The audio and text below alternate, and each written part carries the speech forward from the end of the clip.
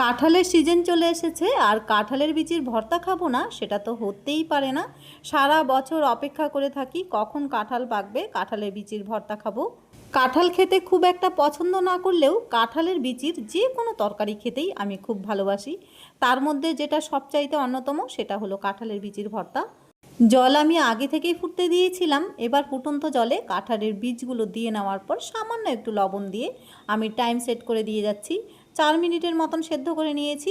বীজগুলো কিন্তু একদম ভেতর থেকে সুন্দরভাবে সেদ্ধ হয়ে গেছে। আমি অর্ধেক করে কেটে নিয়েছি যাতে ভেতর থেকে সুন্দরভাবে সেদ্ধ হয়। এবার আমি কাঁঠালের বীজের জল ঝরিয়ে নেব। তারপরে একটা ফ্রাই প্যান বসিয়ে দিয়েছি। পেঁয়াজ আর শুকনো লঙ্কা বেশ লাল লাল করে ভেজে নিচ্ছি। পেঁয়াজগুলো বেশ লাল লাল করে ভেজে নিলে পেঁয়াজের থেকে যে একটা মিষ্টি স্বাদ বেরিয়ে আসে, সেই স্বাদেই কাঁঠালের বীজের ভর্তা বাজিমাত করবে। আমি পছন্দ করি মা ঠাকুমার হাতের সেই সাদামাটা ভর্তাটা, যেখানে কোনো রকমারি মশলার সম্ভার থাকবে না, শুধু পেঁয়াজের স্বাদেই বাজিমাত করবে।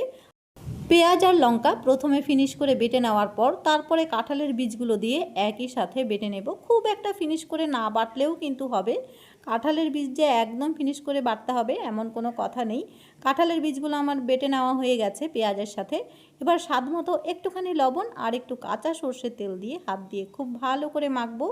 কোনো রকমারি মশলার সম্ভার নেই। সাদামাটাভাবে কাঁঠালের বীজের ভর্তাটা খেতে যে এতটা দুর্দান্ত স্বাদের হয়। তবে আপনারা বাড়িতে কিভাবে বানান কমেন্ট বক্সে অবশ্যই জানান, আমিও বাড়িতে বানিয়ে খাবো।